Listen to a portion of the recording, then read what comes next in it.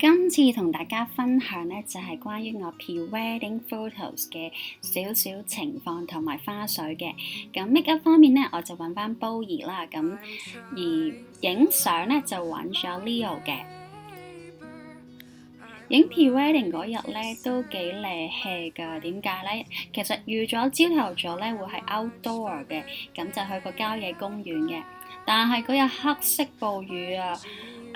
最尾去咗一間學校度影嘅，而下晝咧就喺 studio 度影，咁就舒服好多。原來擺 pose 咧做 model 都好難㗎，我擺完成日之後咧係攰過返工㗎。當日咧都帶埋我哋隻狗啊 Olaf 一齊去啊，但係由於落雨同埋學校關係咧，佢係韞喺架車韞咗半日，下晝 studio 咧先可以出嚟同我哋一齊影相咋，所以佢悶咗半日喺 studio 嗰度咧，佢已經好乖，同埋佢已經學識擺 pose 同埋望鏡頭啦。我特別中意呢一個 studio 嘅，咁係位於觀塘。咁呢一間房咧，其實都有成4邊牆，係唔同嘅 feel。咁所以咧，你都會影到咧一個房有4個感覺唔同嘅。最緊要價錢係非常之吸引，只係250蚊咧就1個鐘頭，咁就 book 咗2個鐘頭咧就完全夠晒啦。之前咧都問過幾間 studio 嘅，有啲咧就唔俾9日啦，有啲俾9日，但係要俾成1000蚊咧實 charge 喎。咁呢一間好好啊，咁佢又俾9日啦，而且亦都冇額外嘅收費。好彩嗰日狗 Olaf 咧都平時咧訓練有素㗎，咁佢好乾淨，同埋咧都知道唔可以整污糟呢個牆㗎。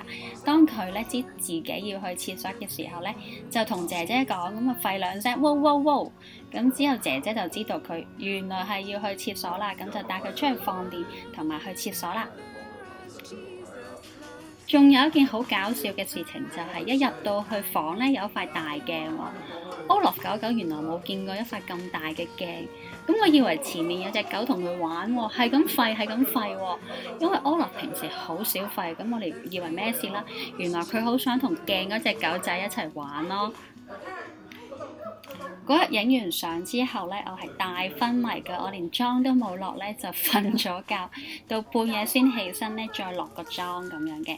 佢可唔可以坐喺度先啊？而家大家睇到嘅相片咧，就係早上落大雨嘅時間咧，我哋喺西貢一間學校嗰度影嘅，咁喺室內啦。呢間咧就係佢哋嘅教堂啦。我着緊嘅婚紗咧，就係之前同大家介紹過啦，咁係可以着到9個着法嘅，咁我就揀咗4種着法咧，咁就係嚟影相嘅。